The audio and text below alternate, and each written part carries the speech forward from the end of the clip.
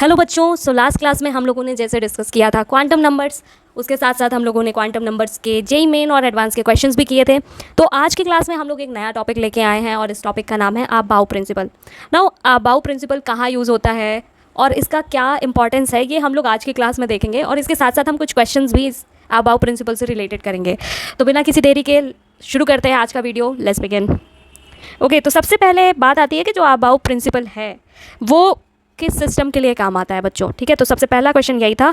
तो हमेशा याद रखिए कि जो अबाउ प्रिंसिपल है वो मल्टी इलेक्ट्रॉनिक स्पीशीज़ के केस में काम आता है। ठीक है, तो कहीं पर भी एक से ज़्यादा इलेक्ट्रॉन है तो वहाँ पर आप कौन सा प्रिंसिपल यूज़ करोगे, वहाँ आप यूज़ करोगे अबाउ प्रिंसिपल।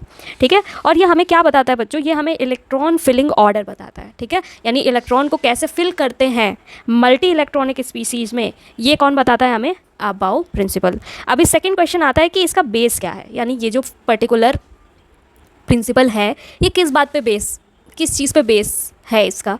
तो इसका बेस है बच्चों n+l रूल पे। अब n+l रूल क्या कहता है कि जैसे जैसे n+l की वैल्यू जो है वो इंक्रीज़ होगी बच्चों, वैसे ही एनर्जी ऑफ इलेक्ट्रॉन भी क्या होगी, इंक्रीज़ होगी। यानी अगर आपके पास n+l की वैल्यू हाइयर है तो एनर्जी भी क्या हो जाएगी, हाइयर हो जाएगी। इसका एक एग्जाम्पल देखते हैं छोटा सा। Let's take an example. ठीक है, तो एग्जाम्पल पे हम लोगों ने ले लिया है बच्चों 3s and 3 and 2p। Okay, similarly हम ले लेते हैं 3p एंड 4s। ओके, तो ये दो एग्जाम्पल ले लेते हैं या फिर एक दूसरा एग्जाम्पल ले लेते हैं 4s की जगह। 4s की जगह हम ले लेते हैं 2p ले लेते हैं।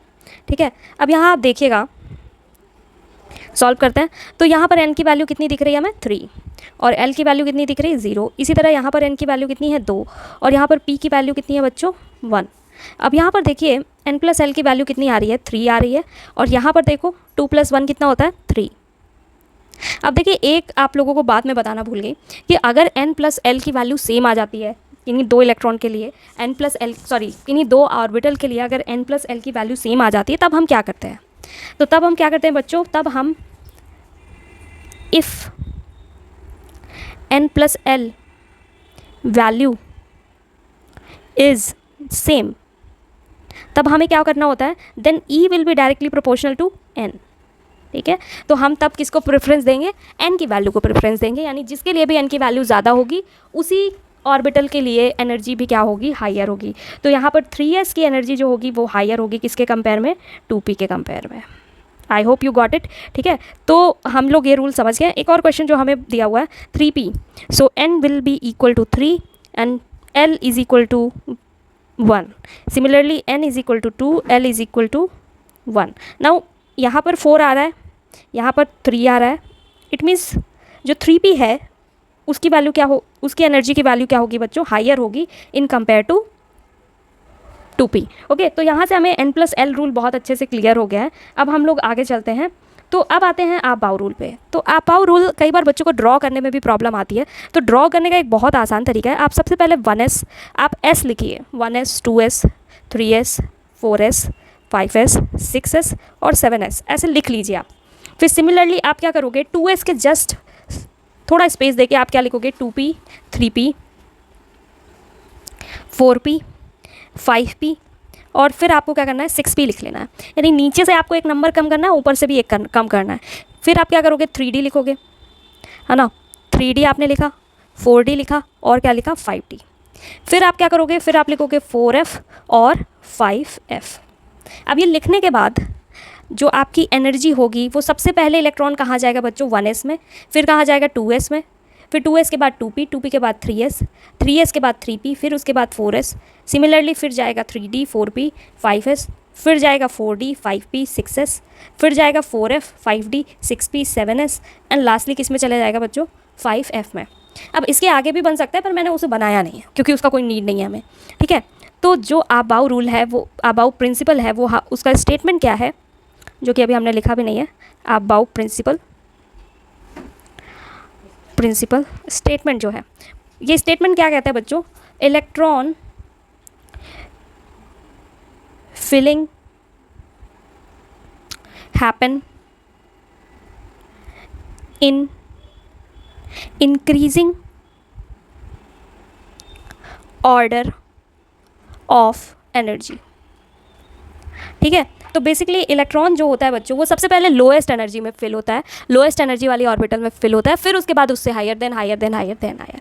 तो यहाँ से आपने जो एक कंक्लूजन निकाला कि सबसे पहले इलेक्ट्रॉन किस में जाता है, 1s में जाता है, देन उसके बाद 1s से ज़्यादा एनर्जी किसकी होती है, 2s की होती है, फिर 2s से ज़्यादा किसकी होती है बच्चों, 2p की होती है, 2p से ज़्यादा किसकी होती है, 3s से होती है, इसके बाद किसकी होती है, 3s के बाद 3p की, फिर इसके बाद आपकी 3p के बाद 4s, फिर उसके बाद 3d, ठीक है, उसके बाद किसकी होती है 4p, फिर उसके बाद किसकी होती है 5s की, ठीक है। और इस तरह आप ये जो कंटिन्यू करते रहिए, ठीक है। अब कई बार हो सकता है आपको ये चीज़ याद ना हो, हालांकि आप जब इनफ प्रैक्टिस करेंगे, आई गेस कोई भी ट्रिक याद करने से बेटर होता है हमेशा कि आप प्रैक्टिस करो, प्रैक्टिस करोगे आपको ट्रिक की नीड नहीं पड़ेगी, ठीक है। तो जब आप प्रैक्टिस करोगे तो आपको ये चीज़ मेमोराइज हो जाएगा।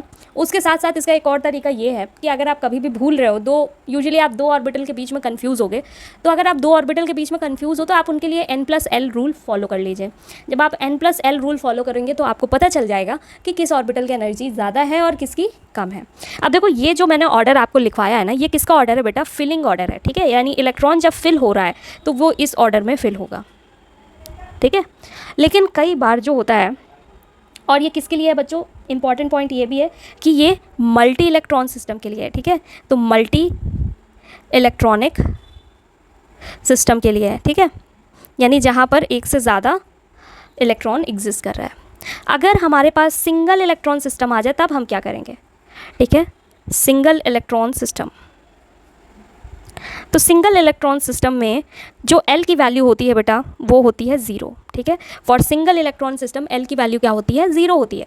अब आप ये सोचो जब L की वैल्यू 0 है तो कहने का मतलब है वहाँ पर सारी सबसेल जो होती हैं उनकी एनर्जी सेम होती है, यानी 1s की एनर्जी, उसके बाद 2s 2p की एनर्जी सेम होगी, इसी तरह 3s 3p 3d की एनर्जी सेम होगी, इसी तरह बच्चों 4s 4p 4d इनकी एनर्जी भी क्या होगी बच्चों, 4d और 4f की वैल्यू क्या होगी, एनर्जी लेवल सेम होंगे, ठीक है। सिमिलरली आप ड्रॉ कर सकते हो फॉर 5th सेल, ठीक है। तो ये किसके लिए, ये जो आप देख रहे हो ऑर्डर, ये किसके लिए है, ये है आपके सिंगल इलेक्ट्रॉन सिस्टम के लिए, सिंगल इलेक्ट्रॉन सिस्टम, ठीक है। सिंगल इलेक्ट्रॉन सिस्टम का एक एग्जांपल आप जैसे हाइड्रोजन हो गया, इसी तरह हीलियम पॉजिटिव हो गया, है ना, लिथियम डबल पॉजिटिव हो गया, ये सारे एग्जांपल किसके हैं बेटा, सिंगल इलेक्ट्रॉन सिस्टम के, ठीक है।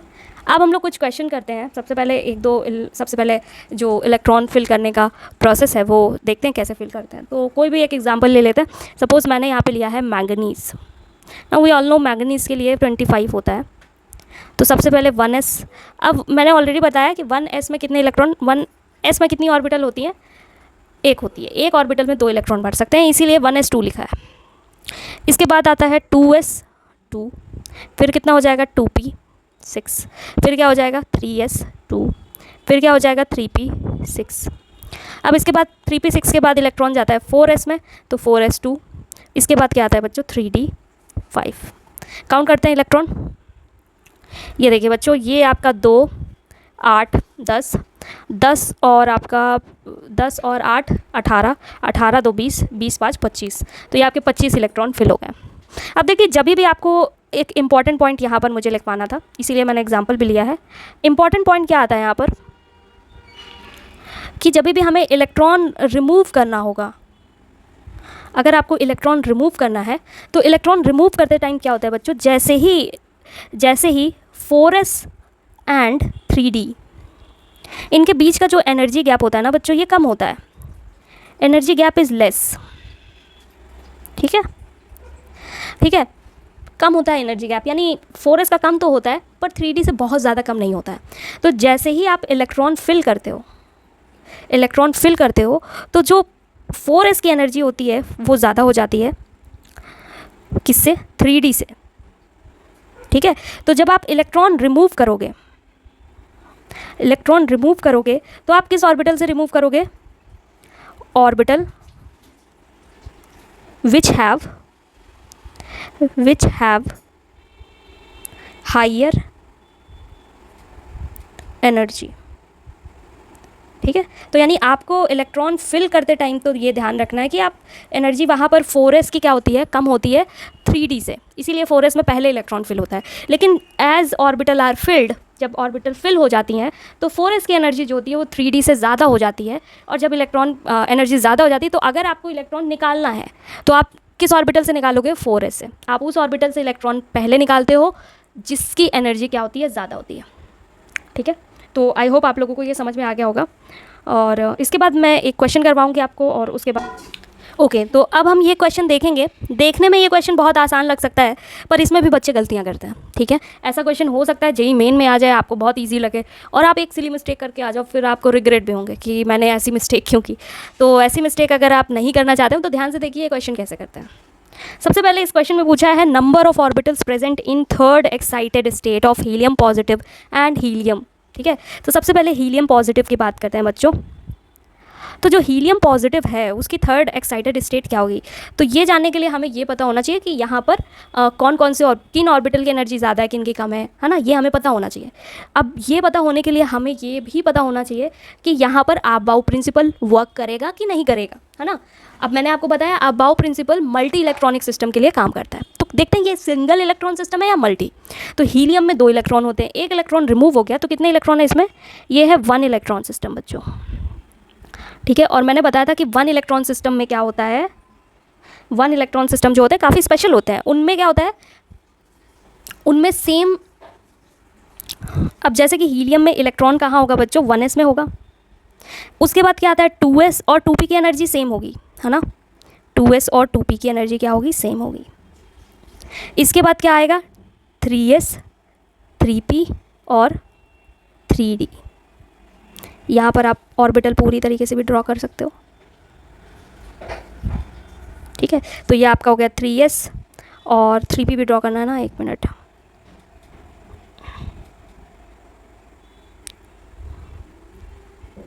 तो ये हो गया आपका 3s, ये हो गया आपका 3p और ये आपका हो गया बच्चों 3d। सिमिलरली आप ड्रॉ कर सकते हो 4s 4p, है ना, और 4p के बाद आपका क्या आएगा 4d, है ना, ये आपका 4d हो गया। और आपका क्या आ जाएगा 4fb आ जाएगा, 1 2 3 4 3 6। ठीक है, ये आपका हो गया 1 2 3 4 5 6 7, ओके 4f। ठीक है, तो ये आ गया। अब देखो फर्स्ट एक्साइटेड स्टेट कौन सी है, ये वाली है। सेकंड कौन सी होगी, ये।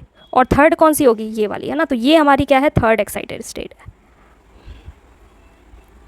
एक्साइटेड स्टेट का मतलब आप लोग समझते होंगे कि इलेक्ट्रॉन जिसमें जम करके जा रहा है। अगर फर्स्ट ये हो गई, है ना, फर्स्ट, सेकंड ये हो गई और थर्ड हमारी ये हो गई। ठीक है, तो अब देखते हैं कि कितने ऑर्बिटल हैं थर्ड वाले पे।